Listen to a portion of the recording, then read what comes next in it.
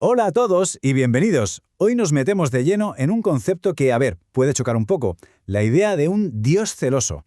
¿Qué significa eso exactamente? Vamos a desgranar juntos las claves que nos ofrece el texto fuente para entender bien este atributo divino. Y fíjense cómo arranca el texto original, ¿eh? Nos lanza una pregunta que va directa a la yugular. Nos pide que pensemos en lo peligrosos y destructivos que pueden llegar a ser los celos de una persona cuando descubre una traición. Todos sabemos de qué va esto, ¿verdad? El poder que tienen para arrasarlo todo. Vale. Pues ahora, agarraos, porque el texto nos dice: imaginen esa misma intensidad, pero en Dios. Ahí es nada.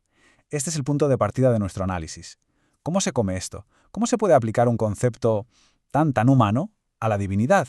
Y aquí está la clave, la primera gran distinción que hace el texto. Y es fundamental, ¿eh? Porque, ojo, no estamos hablando de los celos que conocemos, los que vienen de la envidia, de la inseguridad, no. El celo divino, tal y como se describe aquí, es otra cosa. Es más como la pasión de un amor que pide exclusividad total y que protege lo suyo con uñas y dientes. Muy bien, pues vamos a meternos en faena. ¿Qué significa entonces realmente este celo? Desglosemos un poco el concepto según nos lo presenta la fuente. A ver, el texto insiste en que no pensemos en algo mezquino, en una pataleta. No. Se describe como una mezcla de tres cosas muy potentes. Por un lado, un amor que arde. Por otro, un sentido de la justicia total. Y por último, un compromiso eterno con su gente. Casi nada. Y para que nos quede más claro todavía, lo divide como en 4 pilares. El primero sería un amor exclusivo, que no admite competencia, nada de ídolos. El segundo, una protección a ultranza de lo que es suyo. El tercero, una santidad que es intolerante con la idolatría, no la soporta. Y el cuarto, una pasión, un sentimiento profundo que nos dice que no estamos ante un ser lejano, sino uno que está metido hasta el fondo en la relación. Y ojo con esto, porque no es una característica más, como si fuera algo secundario. ¿Qué va? El texto recalca que es tan importante que forma parte de su propio nombre. La cita de Éxodo es demoledora. Su nombre es celoso. O sea, no es solo algo que siente, es parte de su propia identidad.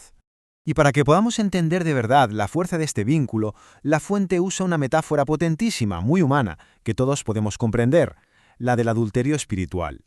Así tal cual. Según el texto, la idolatría es un adulterio espiritual. No es un despiste, no es un pequeño error. Es una traición en toda regla. Es romper un pacto, una infidelidad, igual que en un matrimonio. Y claro, esto pone las consecuencias a otro nivel, ¿no?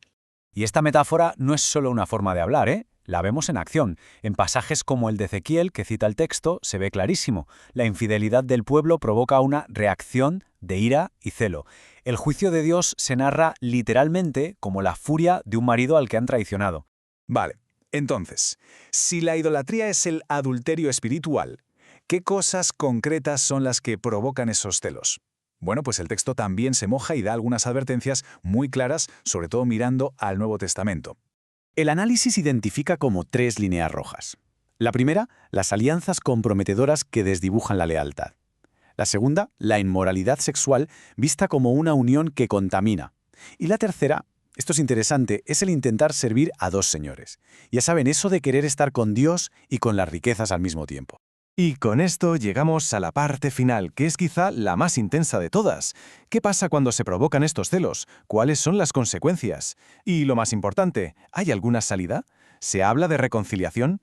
Aquí el texto no se anda con rodeos, ¿eh? Lo deja clarísimo. Las consecuencias son enormes. Esto del adulterio espiritual no es ninguna broma. Se presenta como algo que desata una destrucción muy seria. Y para que nos hagamos una idea de la magnitud, fíjense en la cita de Sofonías. Habla del fuego de su celo que consumirá toda la tierra. Es una imagen brutal. No es solo una metáfora de un cabreo, es un juicio final con consecuencias a escala planetaria, según el texto. Pero, esperen, porque la cosa no acaba aquí. El texto no se queda solo en la amenaza. Justo después de describir el juicio, ofrece un camino de vuelta, una especie de plan de reconciliación. Son 4 pasos muy concretos. Primero, someterse a Dios. Segundo, resistir al diablo. Tercero, acercarse a Dios. Y cuarto, limpiar las manos y purificar el corazón. Al final, si lo pensamos, todo se reduce a una sola idea, al número 1, un solo Dios. Y todo este concepto del celo divino, según nos lo ha presentado el texto, nace de ahí, de la idea de que hay un único Dios que lo que busca es una devoción exclusiva, sin compartirla con nadie más. Y el análisis termina lanzando una pregunta al aire. Una pregunta retórica que lo deja todo en el tejado de quien lee. ¿Provocaremos, pues, a celos al Señor? ¿Somos acaso más fuertes que Él? Ahí queda eso. No da una respuesta, simplemente deja que esa pregunta resuene. Un desafío final que nos hace pensar en la sensatez de poner a prueba una relación así. Sin duda, un buen punto para la reflexión.